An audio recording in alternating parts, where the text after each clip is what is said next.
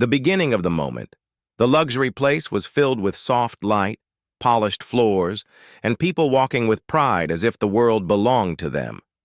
The fragrance of rare flowers drifted in the air, and the sound of quiet music made the hall feel almost unreal.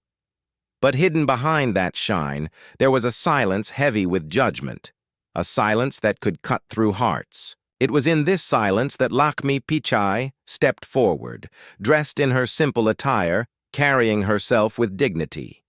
She did not come for wealth or for show. She only came with respect in her heart, yet the eyes around her carried a different story. The receptionist at the counter looked her up and down, and without a smile said words that were sharper than any weapon. "This place is for members only. Maybe you should look for another hotel." The tone was dismissive, almost cruel. It was not the words alone that hurt, but the way they were spoken. Eyes turned, whispers began, and people in the hall pretended to look away while enjoying the scene. Lakhmi stood there still, her hands holding tight to her bag, her heart heavy, but her pride unbroken. She felt the sting of humiliation, but also the power of silence. As the air grew thick with tension, Sundar Pichai walked in from behind. His steps were calm, his face steady, but his eyes noticed every detail. He saw the look on Lakhmi's face, the slight tremble in her fingers, and the smirk of those who thought themselves superior. He understood without needing any explanation. And in that moment, he did not see the wealth of the place or the shine of the chandeliers. He saw only one thing: the dignity of the woman standing alone and the disrespect shown to her. He walked straight to the counter, his voice clear yet firm. "She does not need membership to walk into this place. Her dignity is greater than all your rules."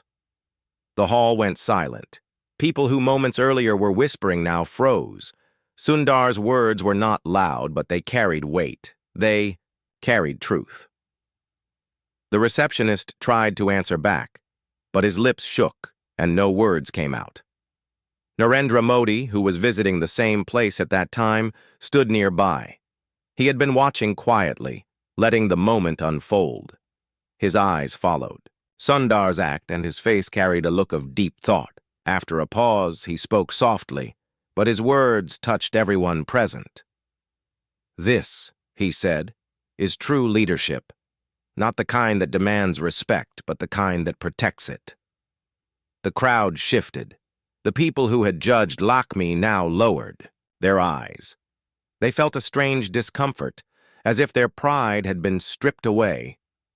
Sundar placed his hand gently on Lakhmi's shoulder, not to show power but to give strength. She did not cry, but her eyes filled with light. It was not the light of victory, but the light of being seen, the light of being respected. Yet even as the moment softened, there was an unease in the air. Some faces in the hall carried anger. They were not happy to see rules broken, not happy to see humility win over pride.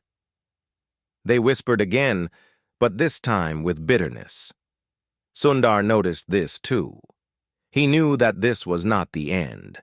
Standing for respect always brought resistance. He looked at Modi, and Modi nodded as if both understood the storm that was yet to come.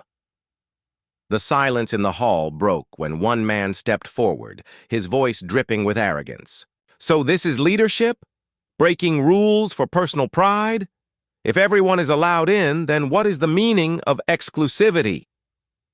His words carried challenge, and his eyes were fixed on Sundar. The crowd leaned closer, waiting to see how Sundar would answer, waiting to see if his calm would crack. Sundar's lips curved slightly, not into a smile, but into a line of quiet strength. He looked at the man and said, "Exclusivity without humanity is emptiness. Respect without kindness is meaningless. If a place cannot honor dignity, then it is not a place worth being proud of." His words echoed, and the music in the background seemed to stop, as if even the walls wanted to listen. Modi's gaze deepened, his thoughts stretching beyond the hall. He was not only thinking of the insult that had just been answered, but of a greater truth. He thought of the millions of people across the country who faced similar moments, silent humiliations that no one saw, silent wounds that no one healed. He thought of the lesson hidden in this simple scene, that true power lies not in titles, not in positions, but in the courage to defend the dignity of even one person. As the man who had spoken fell silent, the crowd broke into two. Some felt awakened, touched by the truth they had heard. Others felt threatened, angry that their pride was being questioned. The division was clear, and Sundar knew this moment was only the beginning of something larger. The hall returned to calm, but inside the hearts of many, storms began to rise. Sundar guided Lakhmi forward with steady steps, and Modi followed quietly, his mind still turning. None of them knew how this moment would echo beyond these walls, how it would inspire some and anger others, how it would lead to trials that would test not just dignity, but resilience, humility, and leadership itself. And so the first stone was set and the journey began, a journey that would move from one simple act of respect to a chain of events that no one could have predicted. The silence after the storm. The luxury place looked calm again, but the calm was only on the surface. Behind every quiet step and every polite smile, there was tension.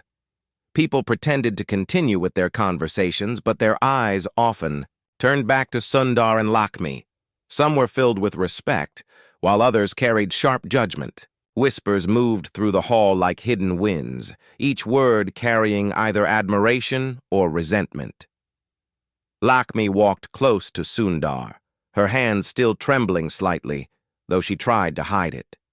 She had faced insults before in life, but something about this moment felt different. She was not alone this time. She had someone who stood up for her, someone who valued her dignity more than the rules of the place. It gave her strength, but it also made her wonder what would follow. She could feel that this was not over. Sundar stayed calm, but his silence was heavy with thought. He knew well that when you challenge pride, pride does not forget. The man who had spoken earlier now sat with others at a corner table, his eyes sharp, his jaw stiff. Sundar could see the group's body language, restless, angry, unwilling to let go. Yet Sundar's heart was steady because he believed that when you walk with truth, fear becomes powerless. Narendra Modi had not left. He observed from a distance, his mind weaving through layers of meaning. He thought of the scene he had witnessed. A woman disrespected for her simplicity, a man standing up with quiet strength, and the hidden fire it had sparked among the crowd. He knew that society often mirrors these same struggles on a larger scale. One act of humility can change hearts, but it can also shake the pride of many. He slowly walked toward Sundar and Lakhmi. His presence drew eyes again, and the whispers stopped. He spoke gently, yet his words carried weight. What happened here is more than just an insult or a defense. It is a mirror to our times. There are many who measure respect by wealth, many who value status over humanity. But true leadership is not about standing on top. It is about lifting those who are pushed down. His words reached everyone in the hall. Some nodded silently, moved by the truth. Others shifted uncomfortably, unwilling to accept the reflection placed before them. The receptionist who had first insulted Lakhmi lowered his head, ashamed, yet too afraid to apologize aloud. The moment hung in the air, making people rethink their own values, but also leaving a mark of unease.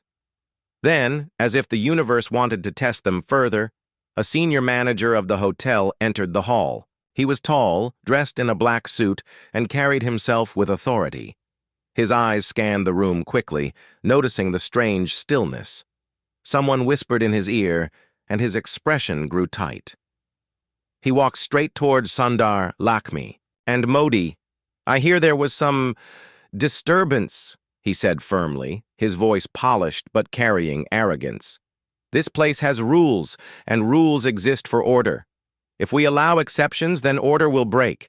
I respect your status, Mr. Sundar, and I respect your presence, Prime Minister Modi, but I cannot allow sentiment to control this place. The crowd held its breath. This was a direct challenge. Sundar looked at him calmly and replied, "Rules are meant to protect people, not to insult them.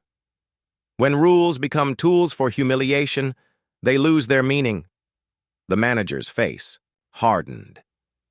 Dignity comes from position. Without status, anyone can claim insult. Where does it end? Before Sundar could respond, Modi stepped forward. His voice was calm but carried undeniable authority. Dignity comes from being human. It is not given by status, and it cannot be taken away by rules. If your order is built on disrespect, then it is not order. It is injustice. His words fell like thunder, shaking the hall.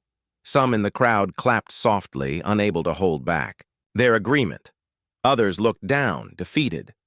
But the manager did not back down easily. He narrowed his eyes, and in that narrowness was a warning. This moment would not be forgotten, and resistance would follow. Lakhmi felt a wave of fear inside her, not for herself, but for Sundar. She had always known him as calm and humble, but now she saw how his humility carried hidden strength. Still, she worried. Prideful hearts, once challenged, often try to strike back. Sundar placed a gentle hand on her arm, as if sensing her fear. He whispered quietly, only for her, "Do not be afraid. Truth may shake the world, but it never falls." The manager gave a stiff nod as if ending the conversation. But the look in his eyes was not the look of surrender. It was the look of a man planning his next move. He turned and walked away, his shadow heavy across the polished floor. The hall began to breathe again, but the calm was uneasy. Sundar, Modi, and Lakhmi knew that they had only passed the first test. Bigger trials were waiting beyond these walls. And though Sundar had spoken with strength and Modi had stood with wisdom, both understood that standing for dignity would soon demand more than words. The air outside the luxury place was cooler, but even the night seemed to whisper of storms yet to come. The weight of unseen eyes. The night outside was calm, but inside the hearts of Sundar, Lakhmi, and Modi, the weight of the evening still lingered. They stepped out of the luxury place together, the glow of the chandeliers fading behind them, replaced by the quiet hum of the city. Cars moved slowly on the road, and the air carried the smell of street food mixed with rain-soaked dust. It was a reminder that beyond the polished walls of luxury, life was simpler, more human, and often more real. Lakhmi took a slow breath. She wanted to feel relief, but unease clung to her. The way the manager's eyes had narrowed, the bitterness in the voices of some people in the hall, those things did not disappear when they stepped outside. She turned to Sundar, her voice soft but filled with worry. "You spoke with strength today, but I fear they will not forget. Pride rarely forgives." Sundar looked at her, his face calm yet serious. "You are right," he said. "They will not forget, but neither should we. If we remain silent in front of disrespect, then silence becomes approval. We cannot let that happen." Narendra Modi walked a step behind them, his hands folded loosely, his gaze deep in thought.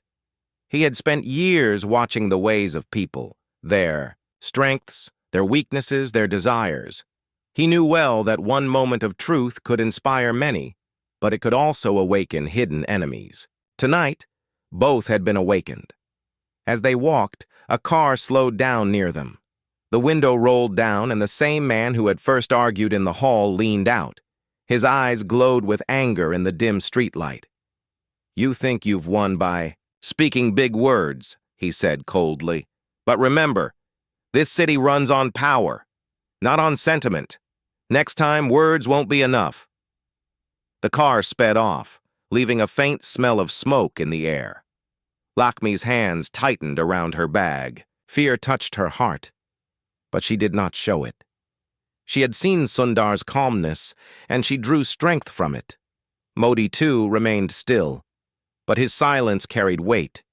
He knew that threats like this were not empty. The three of them reached a quiet spot near a small tea stall. The owner, a man with worn clothes and tired eyes, greeted them with warmth. "Chai?" he asked. There was no judgment in his tone, no questions, only kindness. It felt like a contrast so sharp that it nearly broke Lakhmi's heart. Here, in a place with no golden lights or marble floors, dignity came freely, without demand, without cost. Sundar smiled gently and accepted the offer. As they sipped the steaming tea in simple clay cups, Modi spoke softly, his eyes on the rising steam. "Do you see the difference? In that hall, dignity was weighed against money. Here, it is given with love. True leadership means building a world where respect flows like this cup of tea. Simple, warm, and equal for all." Lakhmi listened, her heart filling with quiet strength.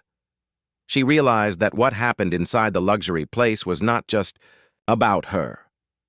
It was about everyone who had ever been looked down upon for being simple, for not wearing wealth on their shoulders.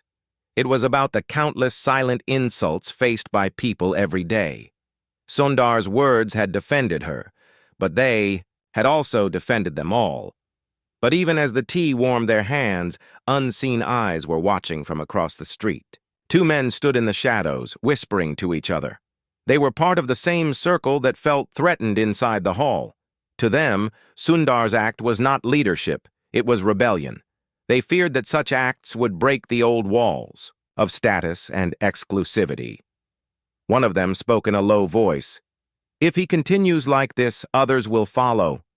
Respect will no longer belong to the rich. We cannot allow that." The other nodded grimly. "Then we must teach him that standing against pride comes at a cost." Their words faded into the night, but the promise of conflict grew heavier. After finishing their tea, Sundar placed a hand on the stall owner's shoulder and thanked him sincerely. It was a small gesture, but it carried weight. The owner smiled, his tired eyes lighting up for a moment. It showed that respect, when given, could lift even the heaviest heart. As they prepared to leave, Modi looked at Sundar and said, "Today, you defended dignity. Tomorrow, you may have to defend truth itself. Leadership is not only about speaking, it is about standing firm when storms rise." Sundar nodded quietly. He understood. He had chosen a path where every step forward would be tested, where every act of kindness would meet resistance from those who built their pride on walls of division. But he was ready, for in his heart, he believed that humility and respect were stronger than any barrier. The night deepened, and the city lights flickered like stars on the ground. The three of them walked on, unaware that the next challenge was already forming, waiting to strike when they least expected. The test of shadows, the next morning, began with the quiet hum of the city. But inside Sundar's heart, there was no illusion of peace. He knew the night before had left ripples that would soon turn into waves. Lakhmi sat by the window of their room, sunlight falling softly on her face, yet her mind replayed every insult, every whisper, every angry glance from the luxury hall. She had learned to live with dignity and simplicity, but yesterday had shown her a truth she could not ignore. Powerful hearts do not surrender easily when their pride is challenged. Sundar moved quietly, pouring water into a glass, his eyes thoughtful. "Are you afraid?" he asked her gently. She turned to him, her voice steady though her hands still trembled. "I am not afraid for myself. I am afraid for you. I saw the way they looked at you, the way they spoke of power. I fear they will not stop." Sundar placed the glass on the table and sat near her. "Fear is natural," he said, "but fear cannot guide us.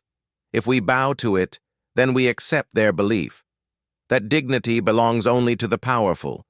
We cannot allow that." Narendra Modi joined them later that morning. His presence was calm but serious, and his words carried both warning and wisdom.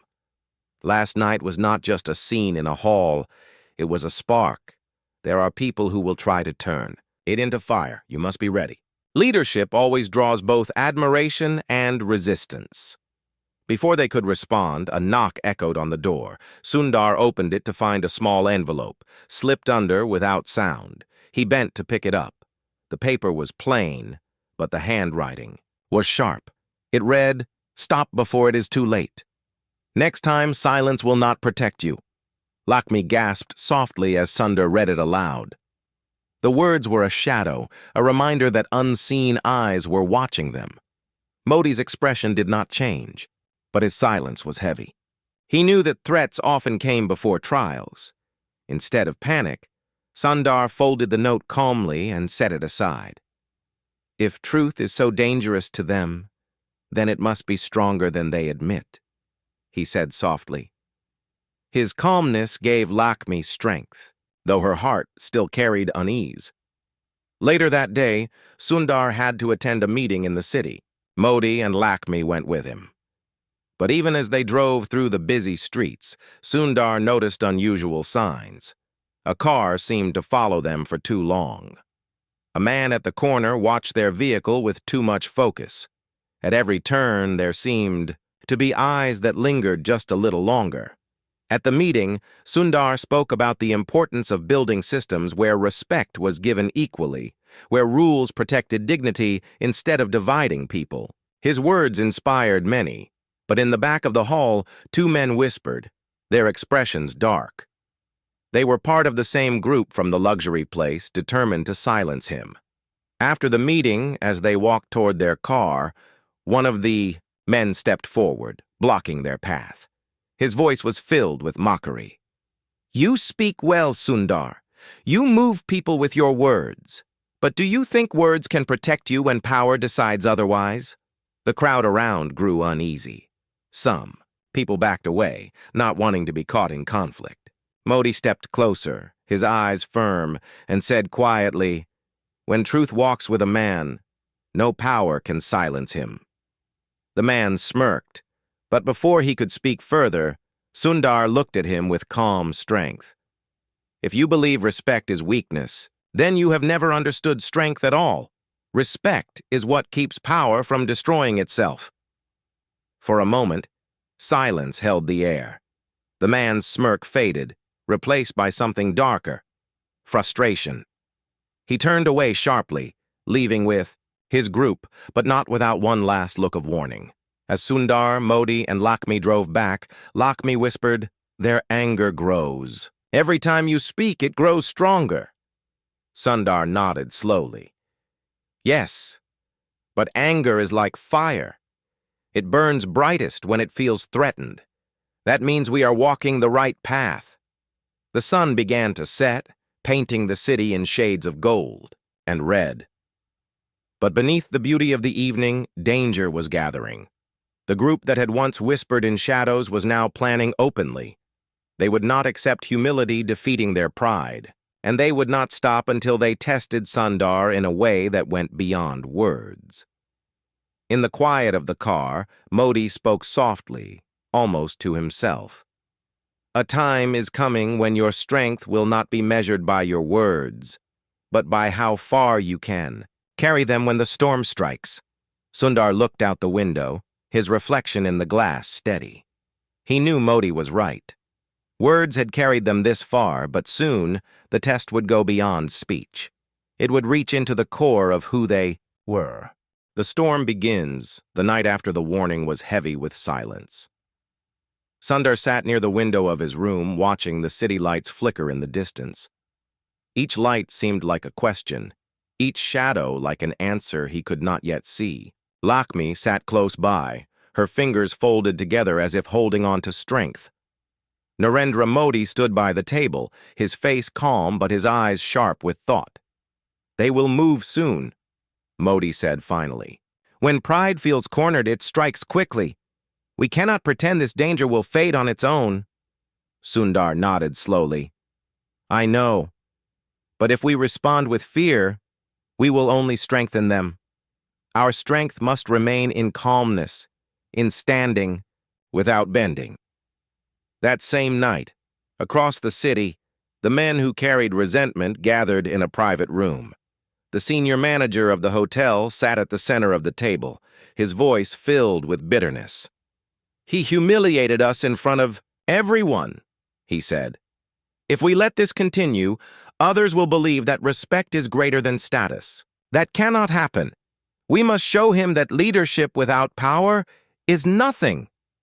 One of the younger men leaned forward, whispering with anger.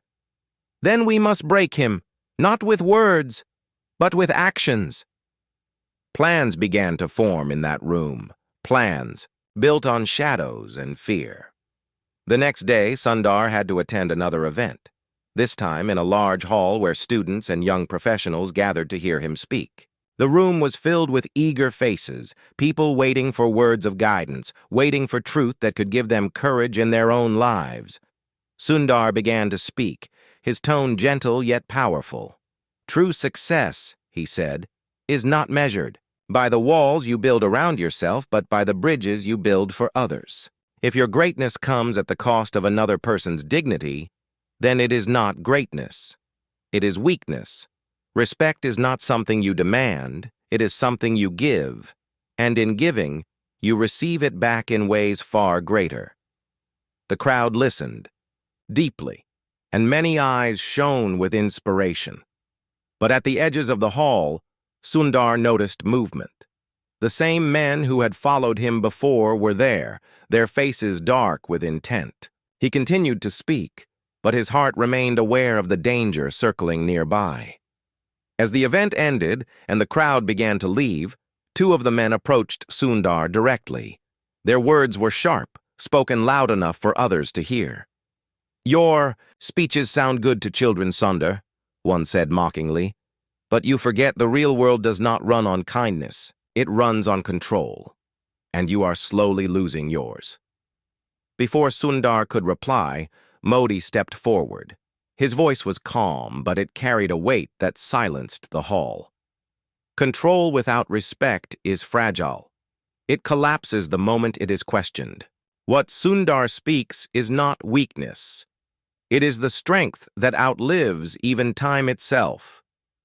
The men sneered, but they did not stay. They turned and walked out, leaving behind an air thick with tension.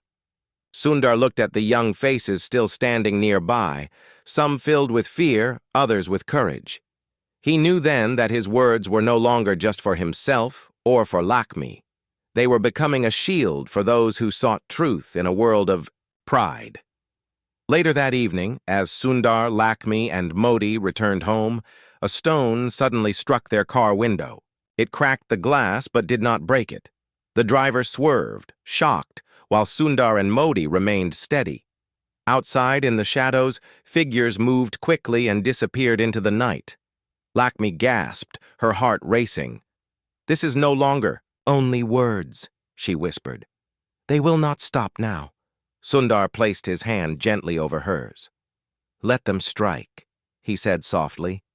"For every strike they make, they reveal their fear, and fear cannot win against truth." Modi's eyes narrowed as he looked out into the dark streets. "You are right, Sundar," he said. "But remember, truth must be defended not only with courage, but with wisdom. The storm has begun, and storms do not end quickly." The cracked glass of the car reflected the city lights as they drove on. It was a reminder that though the window had not shattered, it had been tested. Just like them.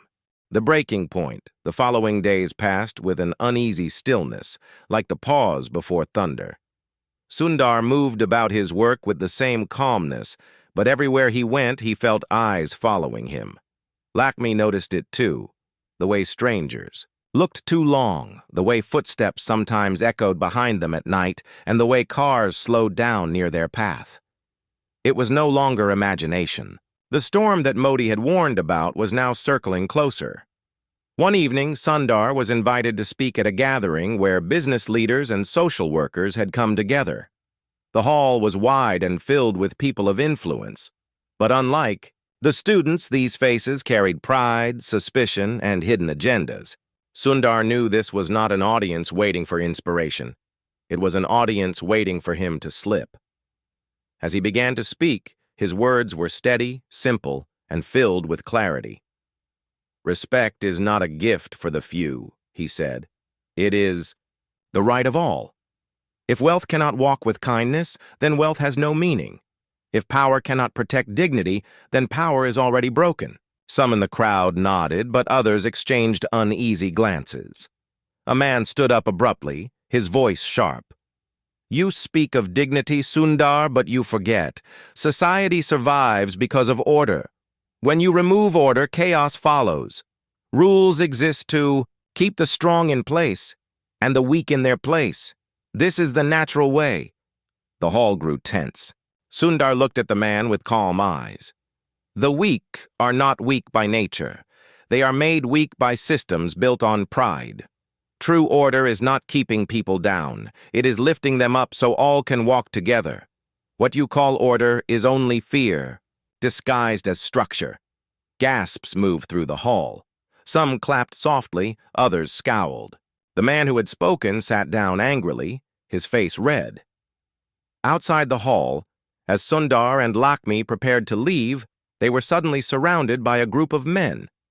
Their faces were familiar, the same shadows that had followed them for days. One of them stepped forward, his tone filled with coldness. "Enough speeches. You want to defend dignity? Let's see how strong your dignity is when you stand alone." For a moment, the air froze. Lakhmi's heart pounded, fear pressing against her chest. Sundar stood tall, his expression calm, but his body ready. Before the men could move further, Narendra Modi stepped into the circle. His presence was like a sudden flame in the dark. His voice cut through the tension with quiet strength. "Touch him," Modi said firmly, "and you do not insult a man. You insult the very idea of respect. You insult every human who believes dignity is greater than pride. Ask yourselves, do you wish to carry that weight?"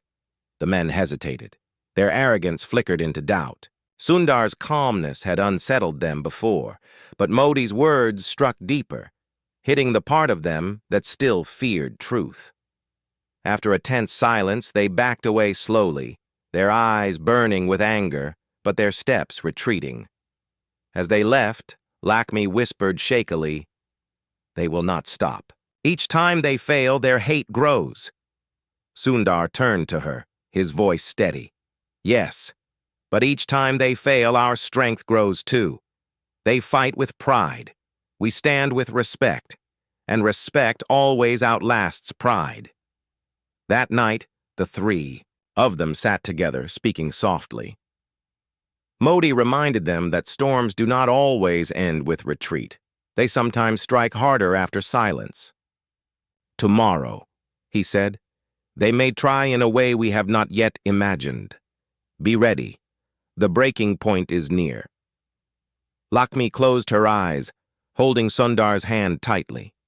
Sundar looked out at the night sky. The moon shone brightly, but heavy. Clouds gathered around it. He knew that the greatest test was coming, and it would not only test his words, it would test his very spirit. The final test. The morning came with heavy clouds, as if the sky itself carried the weight of what was about to unfold. Sundar sat quietly at the table, sipping tea with steady hands. Lakhmi moved softly around him, but her heart was restless. She felt the storm pressing closer, and no matter how calm Sundar seemed, she could not shake the fear that something irreversible was about to happen. Narendra Modi arrived early, his presence strong yet thoughtful. His eyes studied Sundar carefully. "Today," he said, "you may face not just words or threats. You may face the moment where pride tries to crush dignity completely. If that happens, remember this. Leadership is not about defeating enemies. It is about protecting values so deeply that no force can take them away." As if timed by destiny, the phone rang. A voice on the other end spoke sharply, without introduction. "There is a gathering at the luxury place tonight. Come if you believe your dignity can survive where your words first began. Or stay away and prove that all you speak is empty." Sundar placed the phone down slowly. The challenge was clear. This was no ordinary invitation. It was a trap, but also a final test. That evening, Sundar, Lakhmi, and Modi returned to the same hall where the first insult had taken place. The chandeliers glowed, the polished floor shone, but the atmosphere was heavier than before. The same faces were present, their eyes cold, their pride sharpened. The senior manager stood at the center, his voice echoing with arrogance. "You claim to defend dignity," he said, "but tonight we proved that leadership without power is nothing. Rules and status built this place, not kindness. Respect cannot exist without control. Do you deny this truth?" The crowd turned to Sundar, waiting. Some hoped he would falter. Others hoped he would rise. Lakhmi gripped his hand tightly, her silent prayer hidden in her eyes. Modi stood near him, his calm presence like a wall of strength. Sundar stepped forward, his voice clear but gentle. "You call it truth, but it is only fear dressed as power. Dignity does not need walls. It does not need rules written for the few. It lives in every human heart, waiting only to be seen. True leadership is not shown by how many you can silence. It is shown by how many you can lift when they are pushed down." A silence followed. Some faces softened, others hardened further. The manager smirked, trying to break the moment. "Fine words, but can words protect you from humiliation when it returns?"